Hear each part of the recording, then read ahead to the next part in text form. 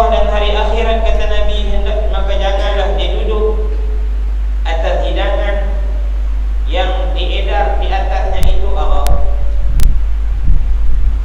Ini menjadi masalah dalam perjumpaan atau perhimpunan di antara pemimpin-pemimpin negara-negara, ketua-ketua negara, pemain bola sepak dan sebagainya. Kita tengok banyak orang Islam yang bermain dalam liga-liga Eropah, liga Perancis, liga Britain dan sebagainya. Bila mereka disambut sebagai wira, orang yang menang dan sebagainya, arak disusul. Dan yang Islam pun terpaksa duduk di meja itu juga dengan arak sebelah menyebelah. Walaupun kita lihat ada yang kuat iman dia menolak untuk minum arak, tapi dengan dia duduk di situ, dia boleh menjadikan dirinya keluar daripada beriman dengan Allah dan hari akhir. Sama juga kita melihat bagaimana satu ketika dulu masyarakat ataupun para ulama di Arab Saudi sangat menentang keras ataupun marah akan tindakan raja mereka yang boleh hadir dalam satu perjumpaan dengan Queen Elizabeth yang dihidangkan di atas meja yang panjang itu berbagai jenis arak. Walau dia tak minum, dia duduk, tapi benda tu menjadikan syubhat, keadaan seorang tu syubhat, dan dia duduk dalam keadaan berhadapan dengan perkara yang sangat diharamkan oleh Allah Subhanahu wa taala, kerana ia boleh menarik minat. Itu Nabi SAW larang kalau ada hidangan yang diletakkan bersamanya arak, maka janganlah dia duduk dalam ataupun di sekitar hidangan tadi.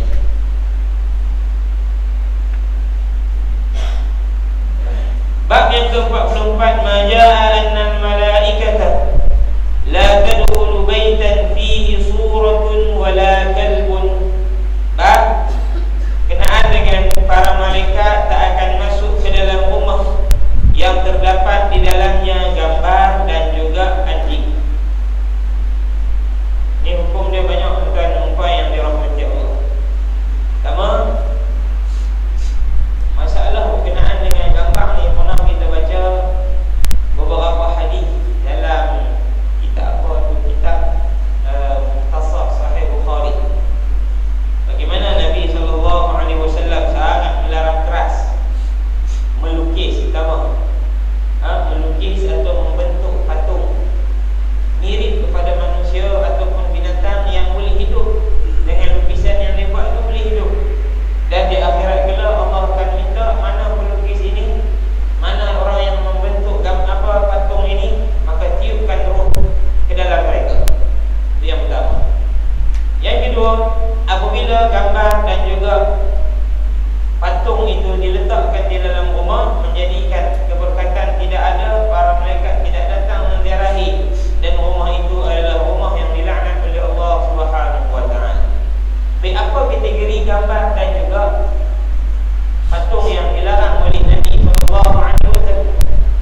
Pertama, gambar yang tujuan digantung itu untuk ta'zim, untuk nak menimbulkan rasa kagum, rasa respect, rasa maknanya menimbulkan perasaan hormat yang tinggi. Maka itu adalah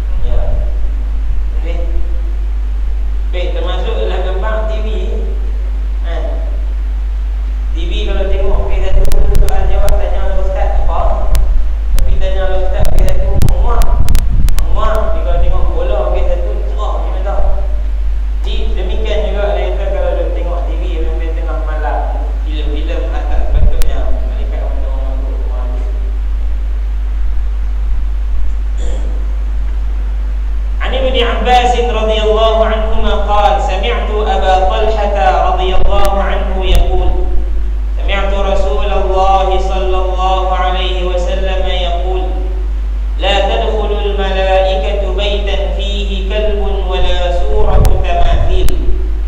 Kata Nabi sallallahu alaihi wasallam, malaikat tidak akan masuk ke dalam rumah yang di dalamnya terdapat anjing dan juga gambar-gambar ataupun patung. Tamathil ni patung yang dibentuk ataupun gambarnya ni. Baik, dalam bab anjing ini, dalam kitab fiqh mengeluarkan hukum haram membela anjing kerana beberapa sebab.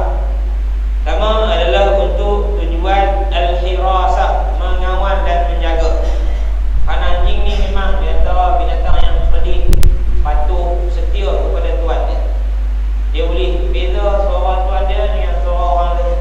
Dia boleh cap tuan dia buka pintu rumah macam mana dengan pencuri buka pintu rumah macam mana. Dia tak. Maka dengan tujuan hirasah, mengawal, dibenarkan.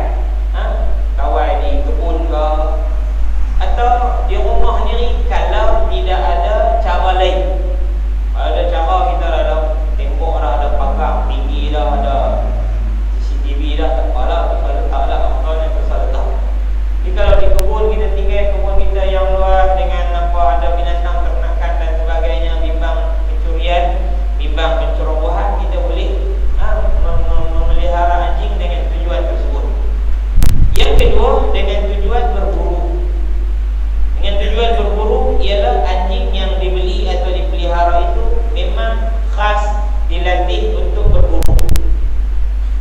Dan memang tuan dia pun guna anjing itu untuk buru. Tak ada kot lepas balik dia buru tu, dia bergumul dengan anjing juga macam dia bergumul dengan kucing ke, tak boleh. Memang dengan tujuan berburu. Lepas anjing tu bismillah. Kalau anjing tu kita tangkap binatang buruan, bawa balik. Kalau masih hidup boleh, kalau dah mati boleh makan. Cuma ditamak pada tempat yang digigit oleh anjing itu. Maka dalam dua keadaan ini dibenarkan untuk membela anjing. Ataupun sebaliknya, dengan tujuan apa, orang buat binatang sayangan, binatang yang hobi untuk membela anjing, maka itu dilarang. Itu dilarang. Dan juga termasuk orang ulama kata kalau bela dengan tujuan supaya binatang itu mendapat perlindungan. Itu orang Melayu buka pusat perlindungan haiwan. Anjing-anjing tepiak orang hantar, anjing yang hudung kaki ke apa ke, orang hantar tolong bela berubat, itu pun dibenarkan kerana dengan tujuan untuk menjaga dan juga memberi rawatan kepada binatang tadi.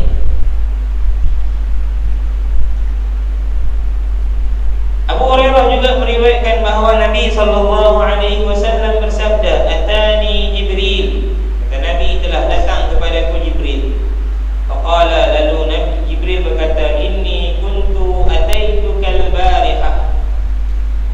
Kata Jibril, kemarin aku datang ziarah kamu. Falam yamna'ni an akuna dakhaltu 'alaika al-bait alladhi kunta fihi illa annahu kana fi babil baiti timthalur rijal. Kata Jibril, kemarin aku datang rumah kamu, maka tidak ada sesuatu pun yang menghalang aku untuk masuk ke dalam rumah kamu. Yang kamu duduk dalam tu, Jibril main nak bagi tahu ke Nabi wahyu dan sebagainya. Kecuali yang menghalang aku ialah apa yang terdapat di pintu kamu, iaitulah timthalur rijal, gambar patung seorang lelaki. Wa kana fil baiti qiramu sitrin fihi tamathil. Adapun di dalam rumah Nabi ketika itu ada tirai yang berwarna merah yang terdapat di dalamnya, ataupun pada tirai itu gambar-gambar. Tirai, Tina Aisyah beli kain buat tirai, ada gambar orang tu. Wa kana fil baiti kalbun. Dan di rumah juga terdapat anjing. Famur bi ra'sit timthal alladhi bil bab falyuqta. Maka suruhlah, ataupun aku minta kamu potong patung yang ada, potong kepala patung yang ada di pintu dan hancurkannya sehingga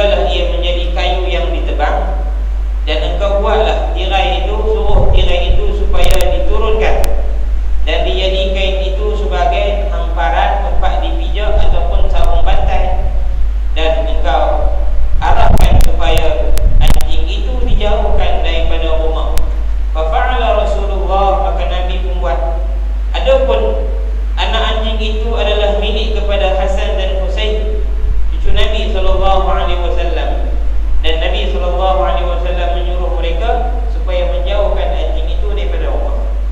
Hadis ini pertama ialah hadis yang baru menurunkan hukum. Kira-kira sebelum Jibril menghabang daripada Allah, hukum masih biasa. Maknanya tidak ada larangan untuk letak gambar dalam rumah. Ada seperti apa, ada anjing yang dibela kerana budak-budak suka kepada anjing. Jadi apabila Jibril alaihi salam datang satu hari melihat keadaan itu, maka Jibril mengarahkan Nabi SAW 3 benda ni. Patung tu potong kepala dia bagi hancur. Adapun gambar yang ada di dinding ataupun di tirai, kalau ia diletak pada tempat yang hina tidak mengapa, macam kita sebut tadi. Kalau sarung bantai anak-anak kita gambar Mickey Mouse, sarung tilam dia gambar Ultraman ke apa, tak apa. Sebab apa? Itu tidak diagungkan, dilapik, dihampak saja. Kalau diletak pada dinding, itu menjadi masalah.